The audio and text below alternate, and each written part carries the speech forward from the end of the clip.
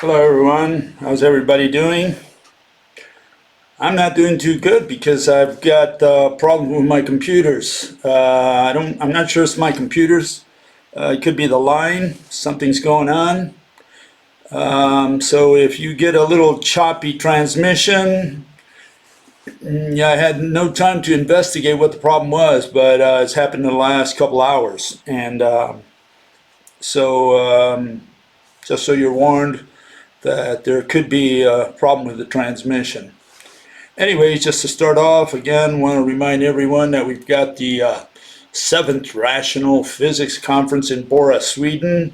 This week, I guess we're going to get the exact address.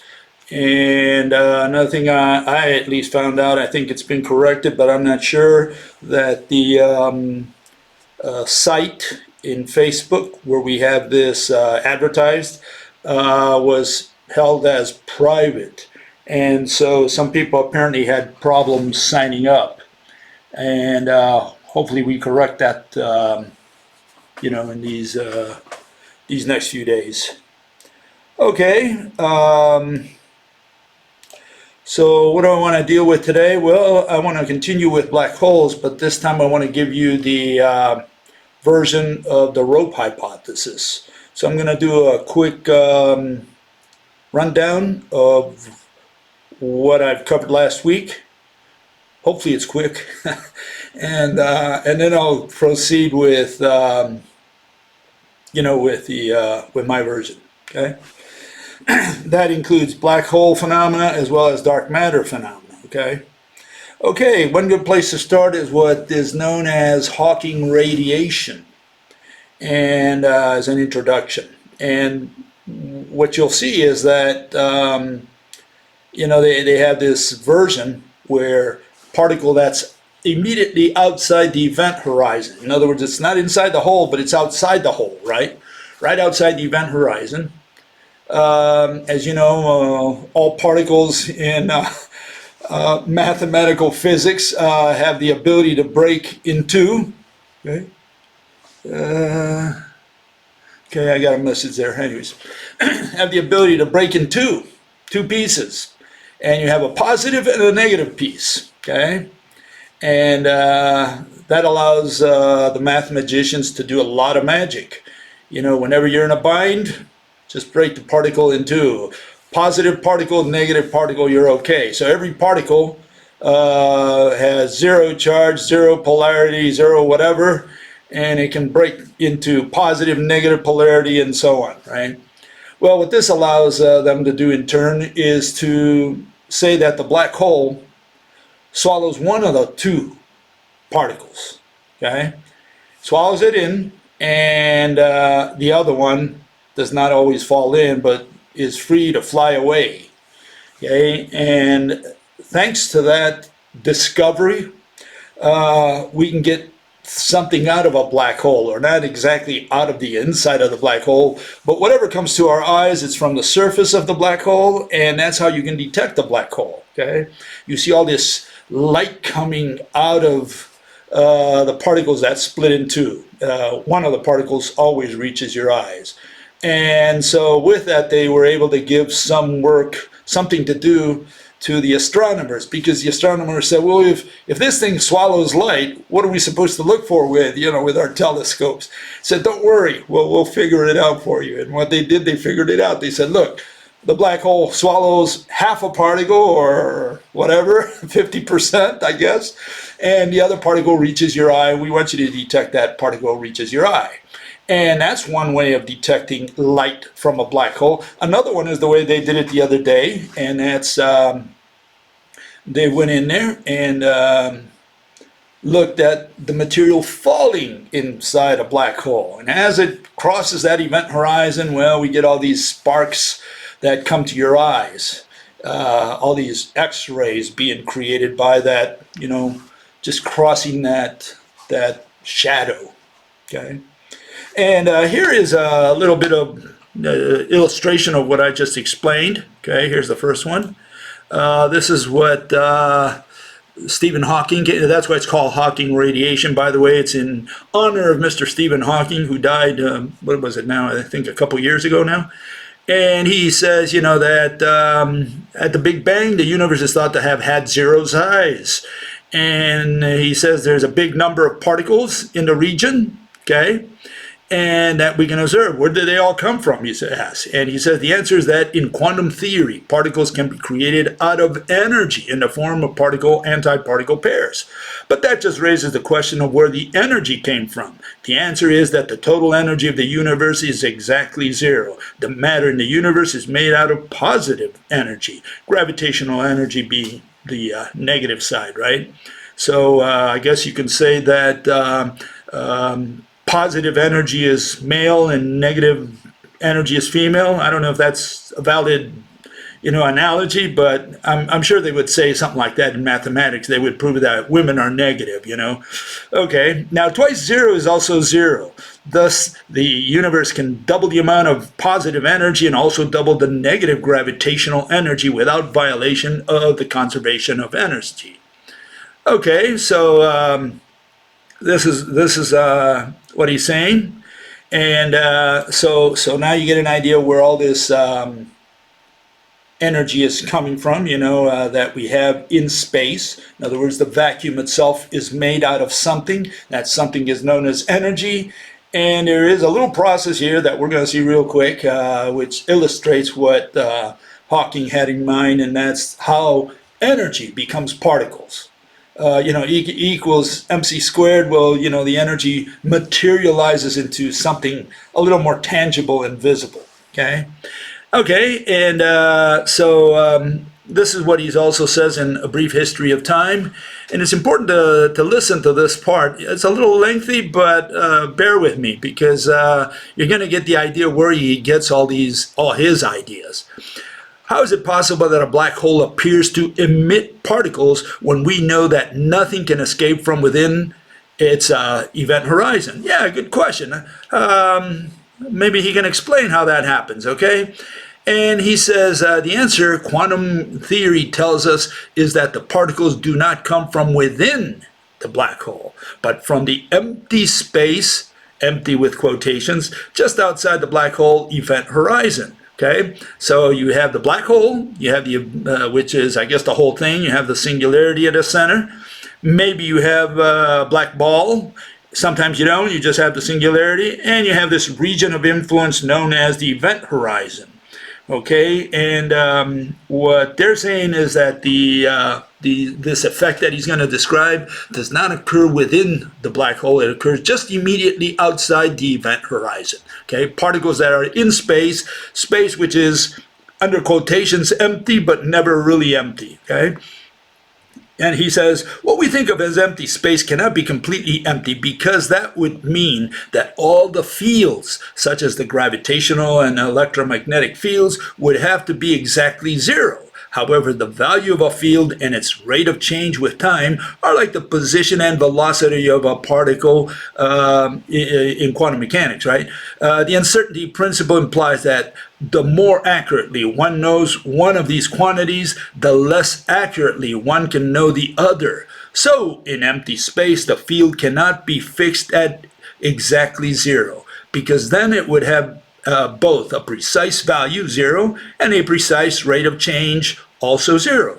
There must be a certain minimum amount of uncertainty or quantum fluctuations in the value of the field.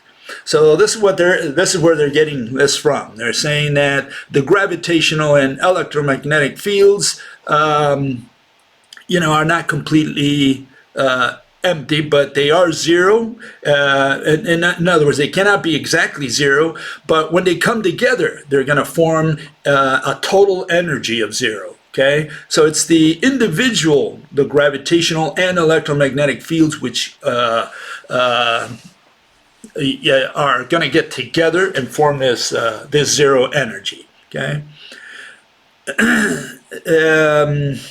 He says, he continues, one can think of these fluctuations as pairs of particles of light or gravity that appear together at some time, move apart, and then come together again and annihilate each other. Okay? In other words, by annihilation, he doesn't mean they disappear completely, but these particles come together, whatever these particles are, and they form a zero energy, a nothingness, which is a somethingness. Okay?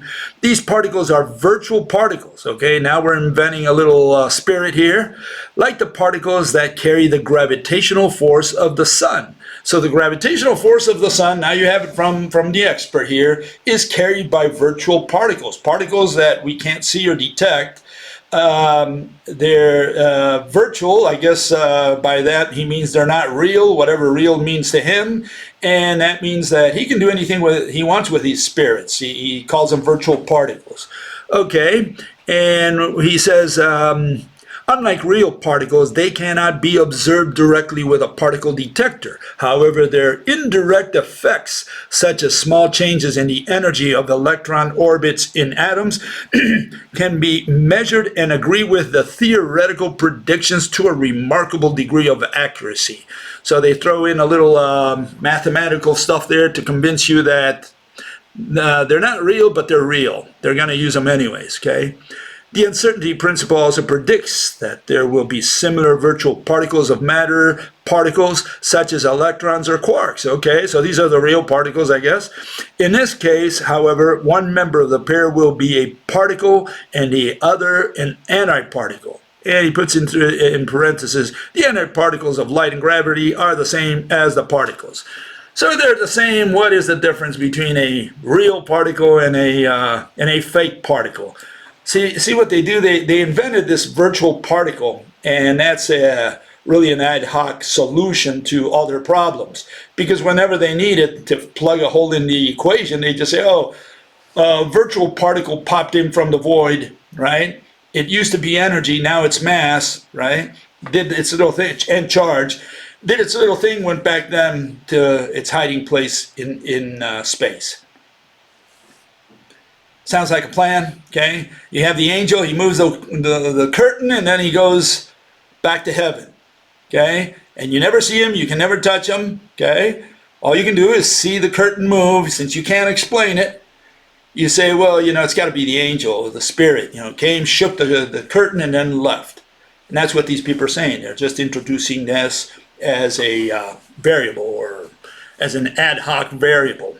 Okay, he continues, and please bear with me with this because it is important. He says, because energy cannot be created out of nothing, one of the partners in a particle-antiparticle pair will have positive energy, and the other partner negative energy. Okay? The one with negative energy is condemned to be a short-lived virtual particle because real particles always have positive energy in normal situations. It must therefore seek out its partner and annihilate with it. And again, when they use the word annihilate, they don't mean annihilate. What they mean is that it turns into something else. Okay? It doesn't turn into empty space, into nothing. However, a real particle close to a massive body has less energy than if it were far away, because it would take energy to lift it far away against the gravitational attraction of the body. Okay, in other words, if you're going to throw a ball, you're going to need some energy to push it out. Right? And if you want to draw it in, you're also going to have to use some energy, whatever energy is, right? Okay, normally the energy of the particle is still positive, but the gravitational field inside the black hole is so strong that even real particles can have negative energy there. In other words, what he's saying is that, remember, particles have positive energy, right? At least outside the black hole, outside the event horizon. The black hole, the gravitational energy contained within a black hole, it has negative energy. But it's so strong that when a particle enters the field of, the field of influence of the singularity at the center of the black hole, the negative energy is so high that it turns the particle into a negative particle. Okay, so now it's got, the particle itself is coated with negative energy. The negative energy, gravitational energy, overcame the positivity of the particle. Okay, it is therefore possible, he proves this, but he calls it possible, If a black hole is present, for the virtual particle with negative energy to fall into the black hole and become a real particle or antiparticle, right? In this case, it no longer has to annihilate with its partner. Its forsaken partner may fall into the black hole as well, or having positive energy, it might also escape from the vicinity of the black hole as a real particle or antiparticle. And there you see it on the little drawing on the right. One of the pairs, you have the two pairs on top. That's one illustration that he's got. The other one right in the middle there, or thereabouts below it, says antiparticle escaping into infinity. Its partner fell into the black hole. The antiparticle escaped. Okay? And so these are the particles that the astronomers are able to detect. Okay, so this is what it looks like. Here you have a little GIF of it. You have a black hole, singularity with its event horizon, the red circle there. Okay, that's the region of influence. You have a particle approaching the event horizon. It's going to break in two. One, the blue one, will fall towards the singularity, and the other, the red one, flies away towards another star, which is that orange one on the upper left. And the question is, why would this particle escape the enormous tug of gravity?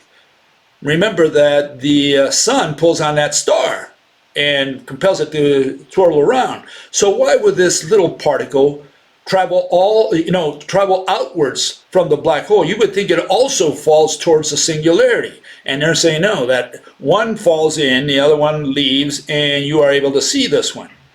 Okay, the first thing you have to understand is this particle is traveling at the speed of light. In other words, this particle is a photon. It's not a particle, a regular particle. It's got to be something that travels at the speed of light. As far as we know, the only one that can travel at the speed of light is the photon itself. Everything else from electrons, protons, muons, pions, all those travel at the snail's pace compared to light. Okay, so what's the issue? The issue is that see if I can illustrate it here. He says that space is made out of particles, right? And it's made out of positive energy and negative energy. Okay, these two get together, okay, and they form nothing. This is the story that they tell you, okay? So now you have absolutely nothing, which is actually something known as negative energy, or energy zero. And that empty space essentially is made of particles. So it's made of energy, it's made of particles, it's made of energy, it's made of particles. You never know because it's made of both whenever they need whichever one they need. Okay? So what happens? Well, space also has the ability to turn into particles. Okay? So you have space, empty space, but space, remember, is full of zero energy. Zero energy breaks into negative and positive energy, and each one of these negative and positive energy separately turn into negative and positive particles. Okay, so that's how E equals mc squared works in their minds. They turn the energy into particles. Okay, and those are the particles that one of them is going to fall into the black hole. But again, the question is, why would one of them leave if it would have to travel at the speed of light? Okay. So if inside the black hole, inside the event horizon, you have a speed of 300,000 kilometers per second, which is what they claim is the speed within the black hole, and no faster, no slower, okay? From the event horizon all the way to the singularity, 300,000 kilometers per second. Okay, that's one particle is going to be sucked in there at that velocity. It's going to travel in there or fall in there, or whichever way you want to visualize that. The other particle is escaping the event horizon. Why? Because it's outside the event horizon. It's not at 300,000 kilometers anymore per second. Now it's at 299 or 298 or 297. The particle has to travel faster than that speed. That means it's got to be a photon. Photon travels at 300,000, and the pull of gravity of the singularity is 299 outside of the event horizon. well, then the particle is a little faster than the pull of gravity at that point, and that's why they claim it can escape. Okay, let's see if I see it one more time. Okay, between the singularity and the event horizon, you have 300,000 kilometers per second, the speed of light. That's, according to them, the speed of gravity. Okay, so gravity and light have the same speeds. Okay, so one particle falls in, and it goes towards the center of the singularity at 300,000 kilometers per second. It's got to be a photon, because the particle, the other particle, the one that left, the one that was able to exit, in other words, that was not swallowed or did not fall into the black hole, the reason it can escape is it has to be traveling at 300,000 kilometers per second in a region where the speed limit is 299 or 298 or 297. In other words, it's outside the event horizon, and the speed there is a little slower than light. Okay, the speed of gravity there is a little slower than light. So let's assume right outside the event horizon you have 299. You run any faster, the cops will stop you. Okay, so you got 299, but this particle is able to beat that because it travels at 300,000 kilometers per second. What can it be? It's got to be a photon. It's got to be light. So no longer are we talking about particles and antiparticles like, you know, the positron and the electron. We're not talking about that, because those don't travel at 300,000 kilometers per second. It's only the photon, or maybe a tachyon, which travels faster than light, okay? Or the anti-tachyon, who knows, you know, they've got all these particles. So I just want you to understand that, what's happening here. The reason you have Hawking radiation is that this particle beats the speed of gravity outside the event horizon. Okay? Important. The speed of gravity only 300,000 kilometers per second only reaches up to the event horizon. Anything after that is a little slower. Okay? So the farther away you are from the black hole, you travel slower. But remember, the influence of a black hole reaches light years to a star that is very distant from it. Okay? And so it has that influence, but this little particle, you know, can escape that influence, supposedly because it's traveling faster than the speed of gravity outside the event horizon. Okay? That's the explanation they have. Okay, what is the problem with that? Well, here's one of the problems with it. This is how they illustrate the black hole. Okay? And what are we saying here? We're saying here that that you have a black hole, okay, and you have particles falling in there, okay. I think you can see that. You have these marbles, and they fall into the Gulf hole. Okay, that's essentially what they're describing there. Okay. And the first question is, why don't the particles fall upwards? Remember that in general relativity, and this is a general relativity rule, or law, or theory, there is no force. So you don't have anything called gravitational force in general relativity. They have field equations, not force equations. And so the first issue is, why would they fall downwards? Well, the only reason they always illustrated downwards and the depression in the canvas going downwards, or in the fishnet, is because, you know, we're all accustomed to things falling downwards, and we can all understand that. But if they show you this, you might have questions, and so they don't show you something like this because it's counterintuitive. Okay? But let's concede, okay, so the particles fall down the hole, like here. That gets shown, well, in a minute here, second. Particles fall down the hole, okay? We can all understand that. Think of if you play golf, okay, there you got it, okay?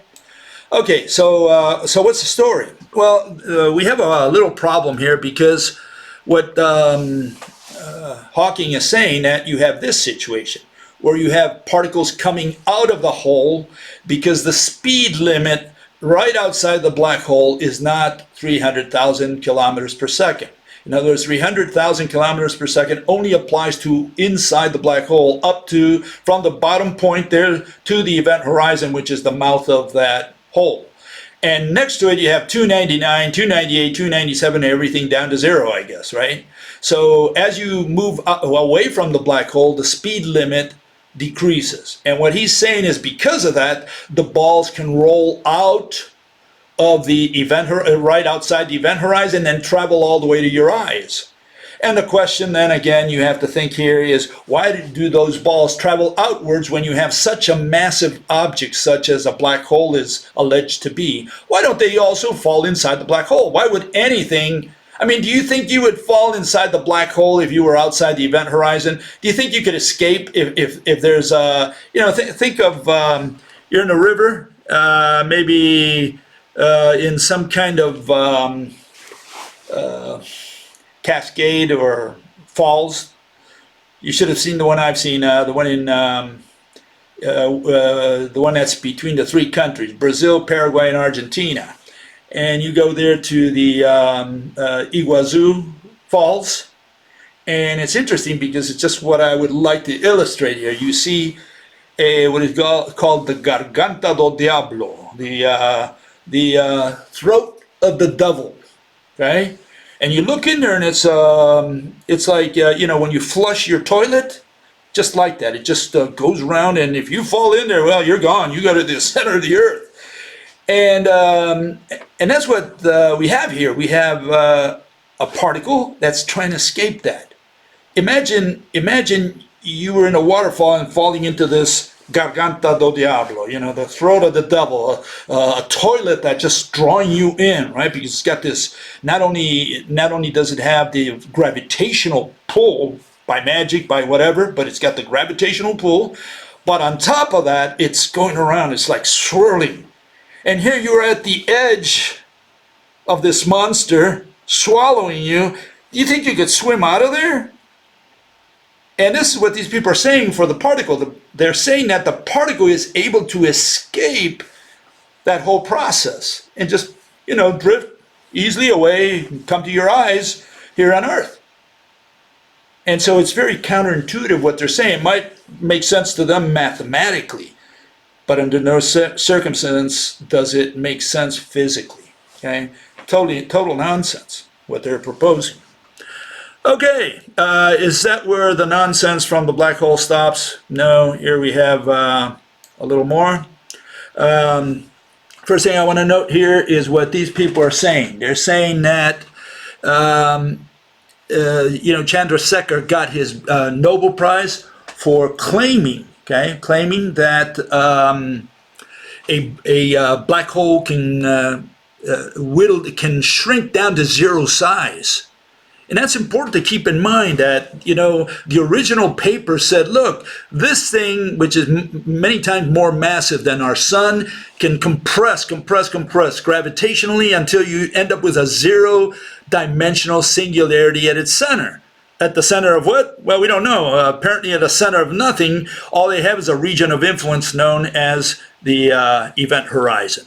Okay, so this is what Hawking writes in his book, A Brief History of Time. He says that essentially nobody could believe that a star could collapse to zero size, in other words, lose all its structure. And that's what Chandrasekhar proved, and that's what he got his Nobel Prize for, essentially. Okay, so for all his work on black holes, but primarily because he could show that matter's crushed out of existence, what is left is a singularity. Okay. And and that's exactly what we see today. Here you have first the definitions.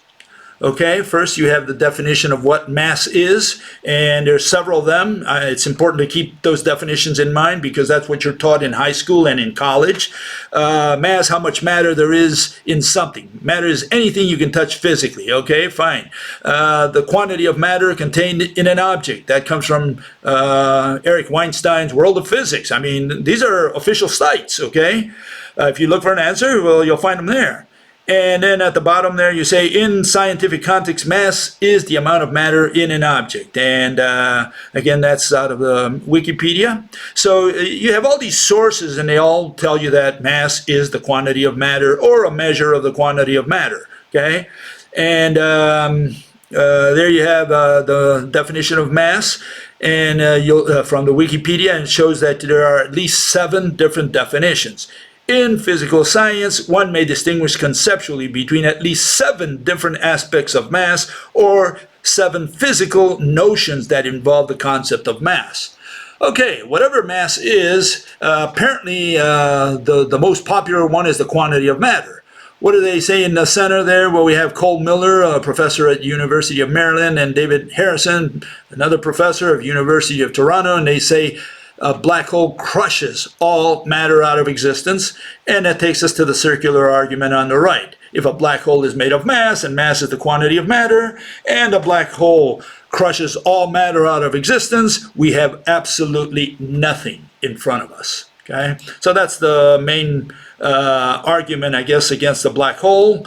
And just in case you thought that was the end of it, well, here we have Mr. John Wheeler and Edwin Taylor. They wrote in their Space-Time Physics, nature does not offer us any concept as the amount of matter. History has struck down every proposal to define such a term. Even if we could count number of atoms or by any other accounting method try to evaluate amount of matter, that number would not equal mass. Okay, so we don't have a definition of mass today. Nobody knows what mass is. Everybody uses the word.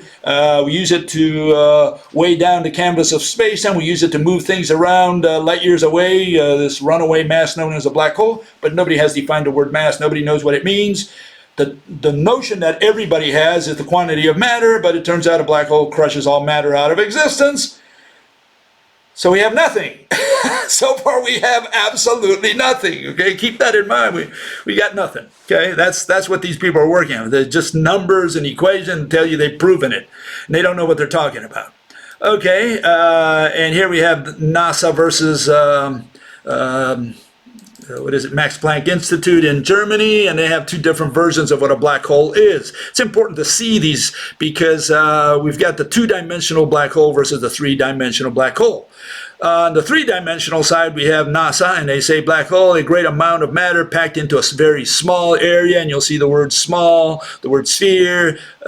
These are all different representations that you'll find on their site. They'll talk about an object, they'll talk about city size. So we're talking about something greater than zeros, diameter greater than 0, radius greater than 0. Okay.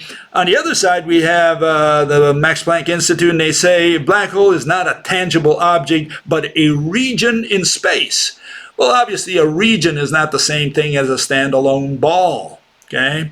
And, here you have a situation where you have the one in the center there, for example, you see a ball inside a region. The region is the big balloon or the big sphere that encapsulates the ball, and the ball has I don't know if you can see it, a little dot, a white dot, and that's the 0-dimensional singularity at its center.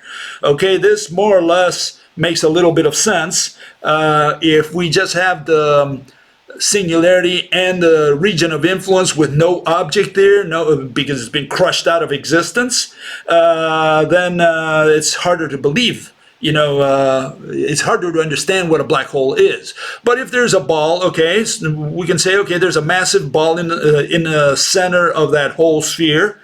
And the sphere really is a region of influence of the mass of that object. The Earth, for example, has gravitational influence all the way to the moon, so we can understand that, more or less, okay? And the white dot would be the center of the Earth, more or less, assuming the Earth were a perfect sphere. We can all understand that, but what we can't understand, the one on the right, the concept hole, and that's just a hole in space-time. They're telling you that the object, the standalone object, which used to be a sun, suddenly became an opening, a 0-dimensional opening, by the way, into space or space-time. And now they're talking about a hole and not about a ball. So, you have this dichotomy in the literature where these people use both concepts, both notions of a black hole. On the one hand, they'll talk about the black ball, crunch up to a certain diameter, and then it stays there, and now this thing has lots of mass, okay? We can all more or less relate to that. And then you have the opening in space or space-time, which is a hole, and that hole allegedly, takes you off to another universe through a wormhole. In this case, the gravitational attraction is towards the center, like here on Earth. You're pulled towards the center of the Earth. The Chinese guy on the other side of the planet, or the Indian guy, they're pulled towards the center of the Earth in the opposite direction. So we're pulled, our feet are being pulled towards the center of the planet. Okay, unless you're a flat earther, then you got a different theory. Okay, but I mean the standard theory is we have a ball, the Earth. It's a sphere, not a perfect sphere, but let's assume it is. The guy on one side of the planet is being pulled feet first towards the center, and the other guy on the other side of the planet is also pulled feet first. So we're all pulled towards the center. Now, if we go to the center, are we going to end up in another universe or a wormhole? So it's a different story to say that you got a hole in space or space-time to say that, a black hole is a ball.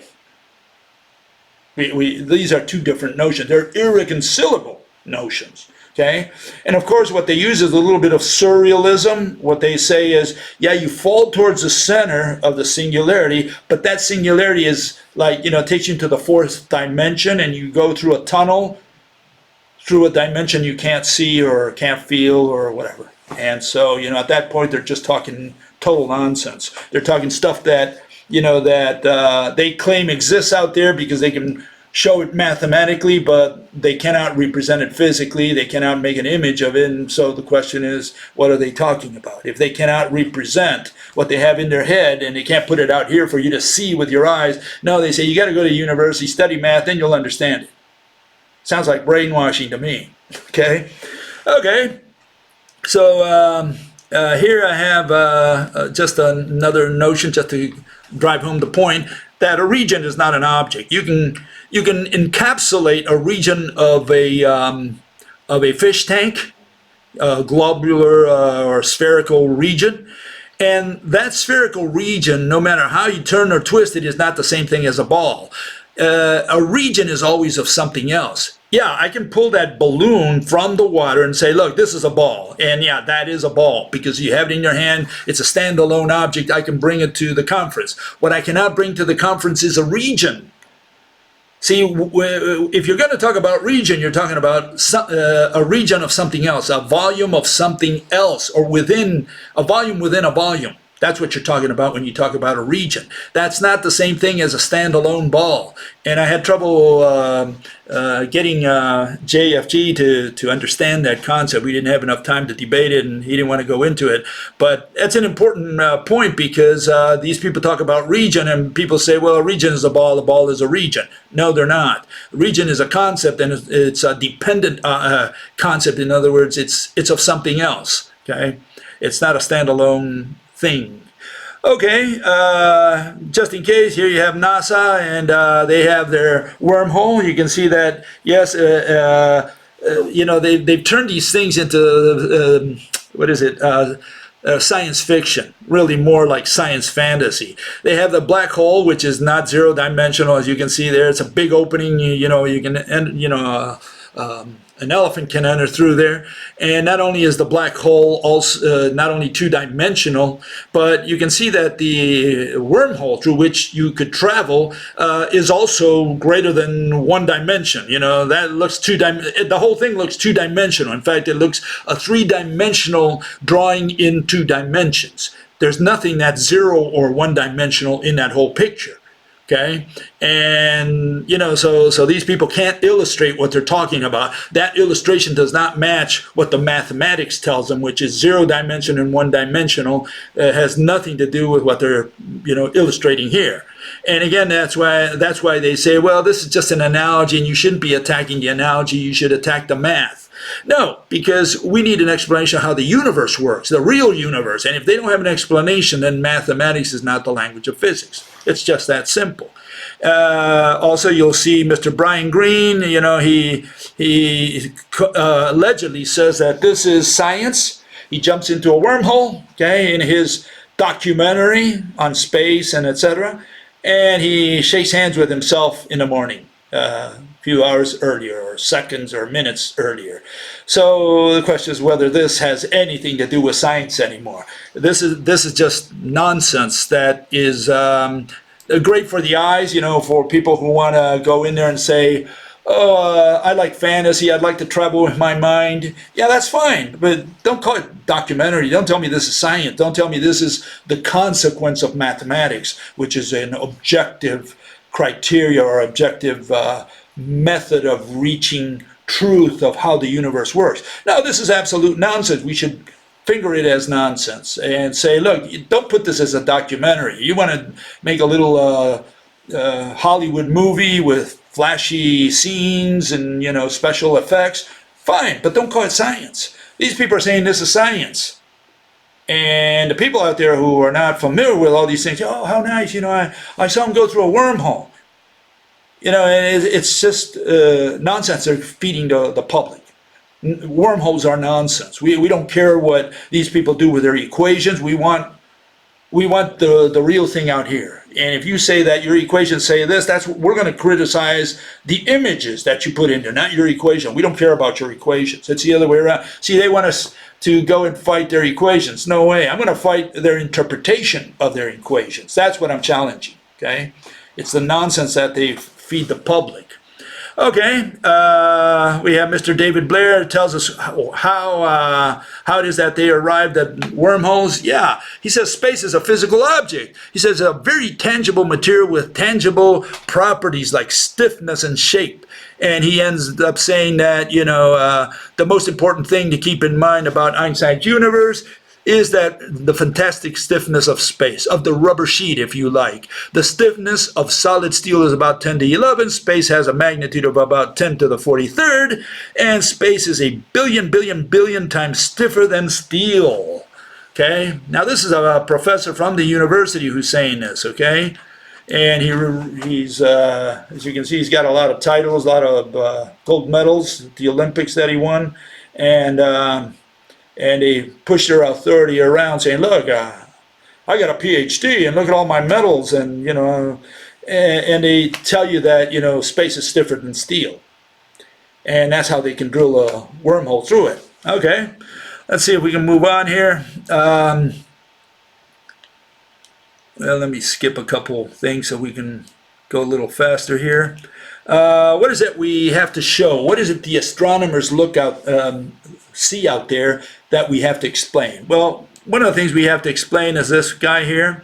It's claiming that it's the first star that we saw moving around nothing. Cygnus X1, okay? And Cygnus X1, by the way, is the black hole there, the invisible black hole that they put in by hand. They said, look, if that star's going around there, HDE 226868, I think it was, and this star goes around nothing, and you have to explain that. How do you explain it? Well, they artificially put a black hole in the center of that orbit. Okay, so that's one of the things they observe, and they say, we can't explain it, it's got to be a black hole. And then they move on to the second part of that, and that's to explain it, to put mass in there. You know, and they say, how much mass would it take to move a star of that magnitude around? And they calculate the mass, and they say, oh yeah, that can only be a black hole. That's how they come up with these things. Another phenomenon we have to explain, and by the way, these are real phenomena, okay? You still have to explain them. And that's that, supposedly there's gas out there, typically from the skin of a star, and it's swallowed into nowhere, okay? So it just vanishes into absolutely nothing. And they say, well, what could it be? Well, it's got to be a black hole that's sucking all this gas in. And then they, you know, a lot of people out there tell you, well, black holes don't suck. And they tell you it doesn't suck, but then they show you it's sucking gas from distant star into the black hole. So whether the gas falls into the black hole or it's sucked in there, it doesn't matter what wording you use. The point is that a black hole is apparently sweeping or vacuuming this gas into the black hole, okay? And so they see something like this where gas disappears into nothingness, and we somewhat have to explain that, okay? Okay, so what's the story? How to explain this? Well, for this, you need to know what light is under the rope model, okay? And so here, let's start with that. The rope model says light consists of a rope. In other words, the mediator of light is a rope. The rope torques, and what you receive in your eye is a thump on your on the atom that's at the other end of that rope. So when I shine a light at you, all I'm doing is increasing the frequency, the speed at which the atom that is connected to that rope is pumping. The extra pumping forces the goosebumps there, the little links, to be shorter, and so there's more of them. So we have higher frequency, lower wavelength. And that higher frequency reaches your eye in the way of a thump, that it compels the atom in your eye to pump faster as well. And that is relayed from atom to atom. That's why not only is light pretty much instantaneous here on Earth, in our short distances, but it spreads out immediately. It can go around corners and so on because of this, because all atoms are relaying the signal, okay, the torsion. So that's light. How do we come up with this? Well, here's the atom.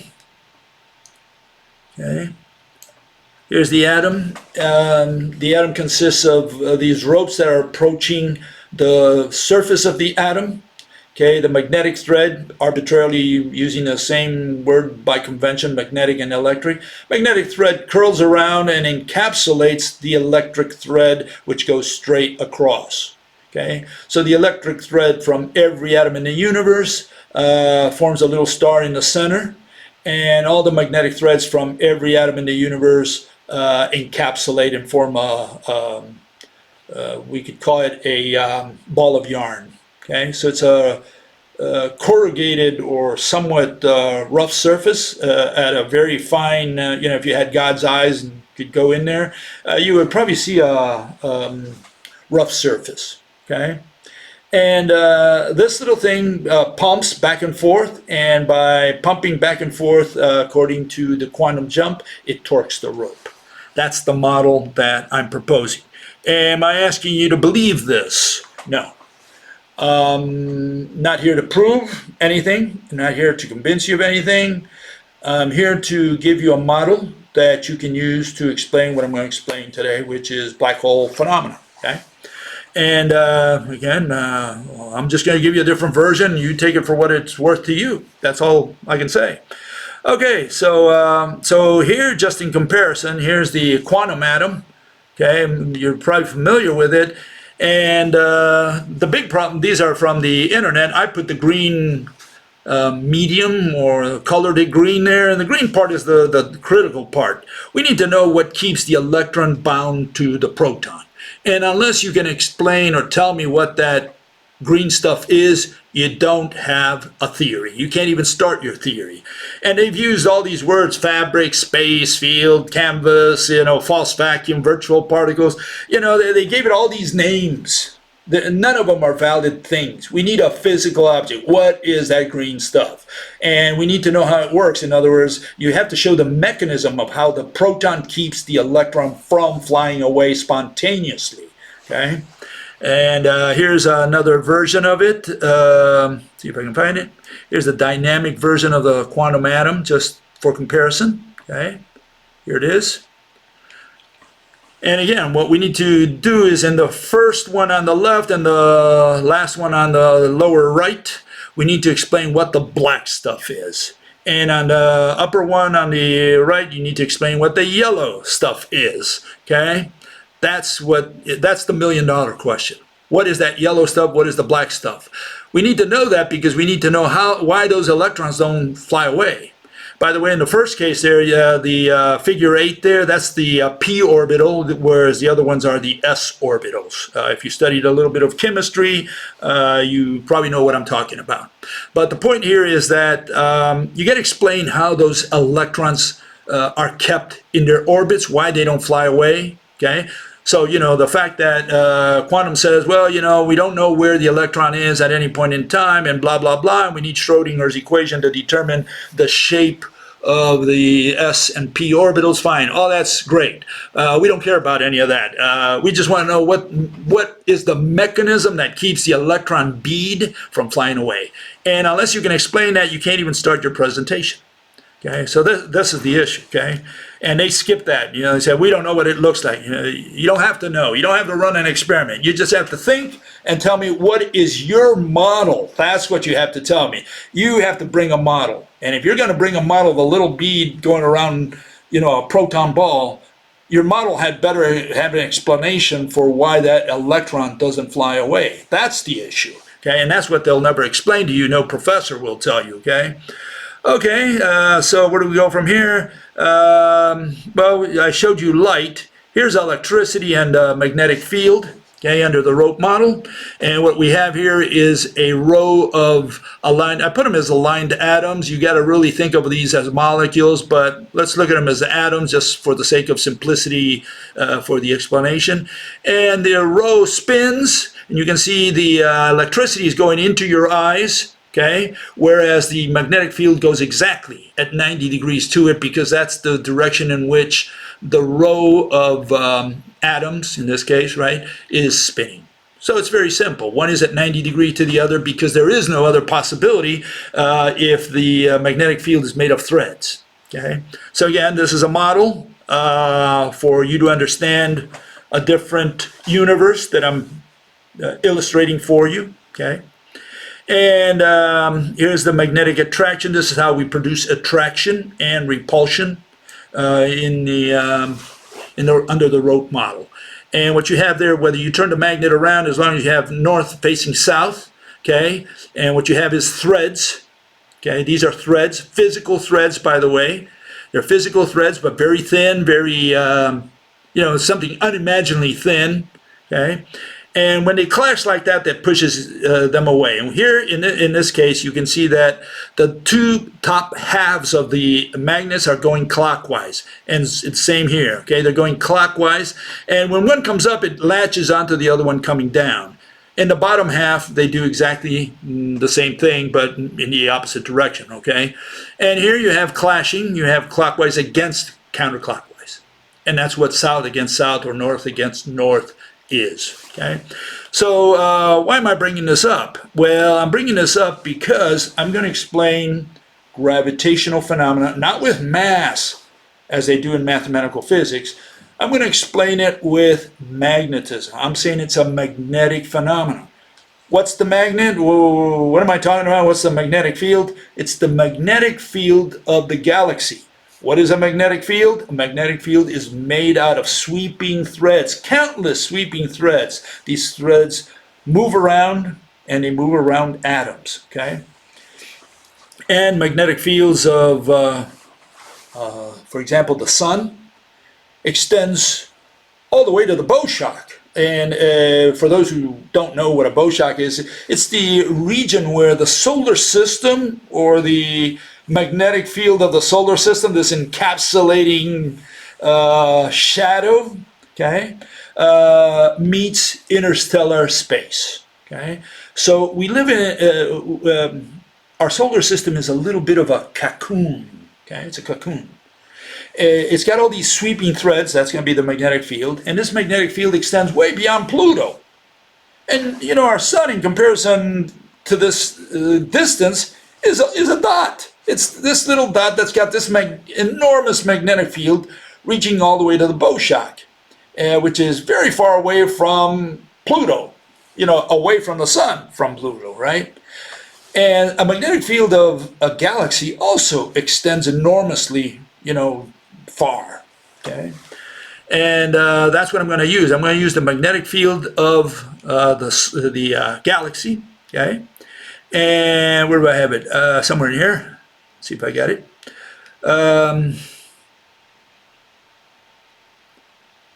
Let me find it here. Okay, let's start here. Here you can see how a little ball, this is on Earth. If you have a charged ball, it'll move in circles or in a spiral manner in a magnetic field. Now think of that little ball as a star, as a sun, okay? And think of the magnetic field as the magnetic field of the galaxy, okay? So it's sweeping down, and you can also move a star around nothing, Not because there's a big mass in the center of that whole circle or that orbit, but because there's a magnetic field flowing down upon it. So we can produce the same effect. We can do it here on Earth. We can surely, God can do it out there and at the galactic level. Okay, and here you see it illustrated. Where is it? Here it is. Here you see it illustrated at the galactic level. You have the galactic magnetic field, which are threads that are moving all around the magnetic field, and I think that magnetic field should be much greater than what I show there, probably 3 times as much at least, I would say. And on the bottom right, you'll see what I showed you a minute ago, which is a little ball, charged ball going around. If we take that to be a sun, a star, we can see what you'll see, that little white ball there moving around, and that what I'm trying to illustrate there is that the magnetic field of the galaxy is sweeping down on that little ball and compelling it to go around, just like we would see here on Earth. We don't need any mass to explain black holes. That's the point. The point is that under the rope model we can explain this, and we do explain this with magnetic field of the galaxy.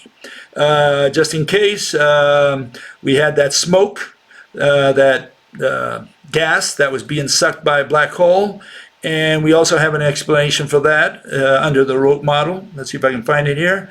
This is what we see here on Earth. Let me make that a little bigger. And what you see is that that little round thing that at the bottom, that's a rotating magnetic field. You can see it's sucking the gas, which is, in this case, smoke. Smoke is made out of particles. Depending on how fine it is, you can even call it molecules. And the smoke is being drawn into that rotating magnetic field. And you can see there's no black hole, there's no big mass. All we did here is have a rotating magnetic field, which is invisible. You can't see it, but this was done with electricity, okay? It's an electromagnetic phenomenon, what you're seeing here. It's done completely with a magnetic field. And you can see how it's swallowing the gas, okay, or in this case, the smoke. And what I'm saying is that's what happens also at the galactic level. And here you see it at the galactic level. Again, on the lower right-hand corner, you'll see what I just showed you, the smoke going into the rotating magnetic field. And that's what I'm saying that the galactic field does as well.